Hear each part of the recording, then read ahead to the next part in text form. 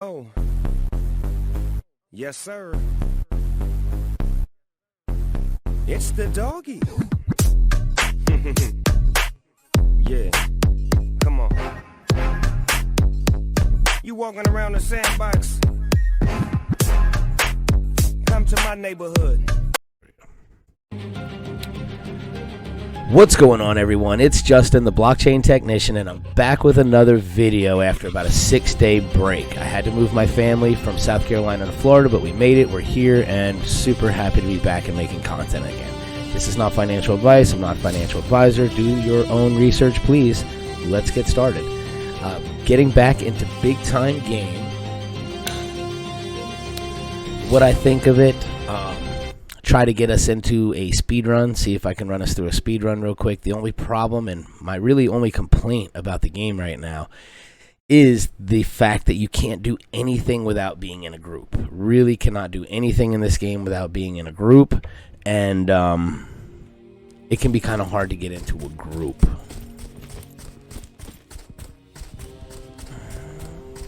Yeah, I am going to see if I can find anybody real quick.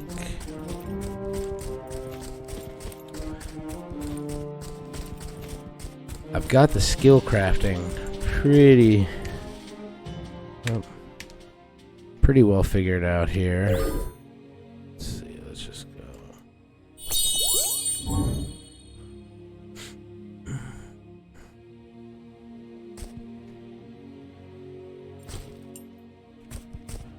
It's weird, it's like making it look like I'm still in combat. There we go.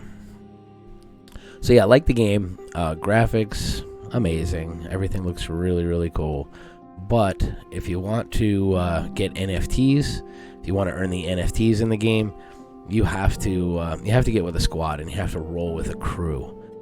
It can be really hard to get into a group. You just got to get in the zone chat, get in the global chat, come over here to party, and you can see if anybody's looking for anybody. The easiest way to do this is to join a guild.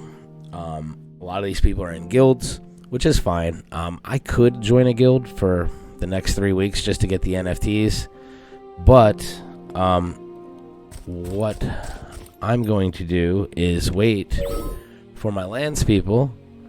Many of my friends and many of the people from the Lands of the Meta community are going to be coming in here on Silver Pass in 3 more weeks, so that's when it'll be really hammer time. But right now, I'm trying to get some NFTs, so I am trying to get into these groups, even though it's a pain in the butt. I might have to just join a guild and break down and just join a guild temporarily for the next 3 weeks, so I can at least reap some of the rewards and get some benefits from this. But the way that it works, you've got all your different armor pieces. These determine your stats as well. On top of, you've got over here, if you look, you've got your strength, dexterity, intelligence, health, wisdom, and I forget what the last one is. Get out of the way. Whatever. We'll check it out another time. But anyway, these are all your stats that determine what your strengths are in the game. I'm a healer, so a lot of mine goes to wisdom and intelligence. And dexterity, strength a little bit, because I need that to upgrade certain armors and stuff. Then you have your timelines. This is where it gets a little bit confusing. So with the timelines, every time you change to one of these different pocket watches, you're changing to a different character. And if you get a new pocket watch that's a higher level than your old pocket watch, you literally have to start from 0 again. So like, let's just, for instance, I haven't really used my Chronomancer at all, because I'm just trying to level up my healer. But my Chronomancer, since I've never used him before, if you look, he's like horrible. No skills. Can't really upgrade him. He can't really wear any good armor or anything like that. He's having a really hard time. Here, we'll stick that over there for now. Yeah, he's having a really hard time. He's just not a very well progressed character. So like, if you're playing a character and you get your guy all the way up to level 17 like I am right now, which I've already done once. I had one leveled up to 16, and I got this pocket watch, which was much better. So I swapped back and basically started building this character from scratch again. So it's kind of crazy, the progression system. I like it. Maybe I don't understand it properly, but I think it could use some work. I think starting from zero, because like if you have badass armor and stuff, if you have all this cool armor that you've had to get your strength to a certain level, like if you come in here to the inventory and you notice this helmet, I have to have, my strength has to be 23, my dexterity has to be 23, my intelligence has to be 23, and my wisdom has to be 20 just to be able to wear that.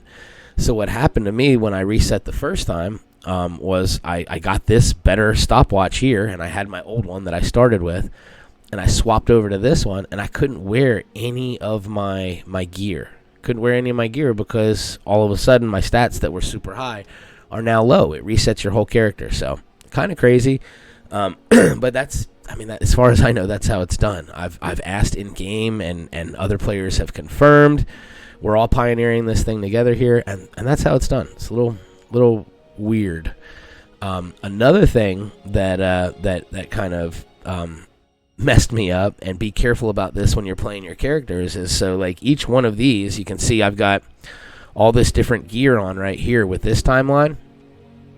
But if I go to this timeline or any other timeline, I've got a whole different set of gear. But what I screwed up on was when I was changing from my old pocket watch to the new one, I didn't pull the gear off it. So if I was just to delete this pocket watch right now, without pulling the gear off like I did, it would delete all of the gear that's on that pocket watch. So everything that my character is wearing, all this badass armor and stuff that I've taken forever to get, would be gone. And it's a little bit like, man, there should be some, it should like strip the gear off, something, it should warn you, something should happen. Hey, you're about to lose all your crap that's on that pocket watch if you don't get it off. Should be a warning or something. That's another, downside to the game. There's not many of them. Like, the pluses far outweigh the downs. This is a beta. They're going to be working on this. I'm sure they'll be listening to the community and fixing things. Another thing that really irritates me with this, like I was telling you, you have to be in a party to be able to get the NFTs. If you want to run the dungeons and get NFTs, it drops more NFTs when you're in a full party of 6 people. So when you find these portals, like right now, run around and find one real quick. These portals that you go into, these dungeons that you run, they vary from level. So they start off here closer to the town, closer to Watertown, the main starting point, and they're anywhere from level 1 to 7 or 8. There's a portal. And then as you venture farther out towards the ice castle, they go all the way up to the 50s and to the higher levels. So like here I am. Come on, guy. Now I'm on this endless running voyage here. I'm on. There we go. Had to get him out of run mode. See, there's all kinds of little glitches and stuff. But so anyway, here's the portal. 1 to 8. I need even though I'm super high level and I could go in here and just wreck this, apparently the drops for NFTs are better when you come in with a group. So we run in groups, and that's the hard part. Like, I feel like especially with only 1,000 people playing right now, I feel like there should be like a random dungeon queue. You should be able to walk up to a dungeon. If you're solo, click on it, and it'll put you in a queue until a balance of people come in. So if you're a healer and you're the first one to join this queue, you click on the dungeon, it puts you in the queue, and then the next person to come in, let's say he's a healer, he'll be put in another queue waiting for a next group, because really you only need 1 healer per group. I mean, you could have 2. But then you get a couple chronomancers, they stick them in here. You get another time warrior, he gets put in here, and you get a shadow blade or 2, and they get thrown in. And next thing you know, you've got a full dungeon to run with, and you didn't have to drag through hell and high water to get there. Yesterday, I spent 2.5 hours looking for a group. I was getting so frustrated. I was like, this is ridiculous. And it's annoying because you'll go in a chat, and you'll see like other people looking for groups, and it's like they're too lazy to start their own groups. So you try to start one, and it just takes forever to build. By the time we finally got our group together, it took literally like 2.5 hours to search and find out individuals that were looking for groups that didn't have one. By the time we got our group together, the first person that we brought in had to go. And look, there we go. Another crash. It kicks you from the server consistently while you're playing. But it's an alpha. It's or a beta even. Who knows what stage this game is even in right now. But yeah, server resets are annoying. So look, we got 3 guys here in a group. 4. Let's see if anyone's got room for me. Anyone have...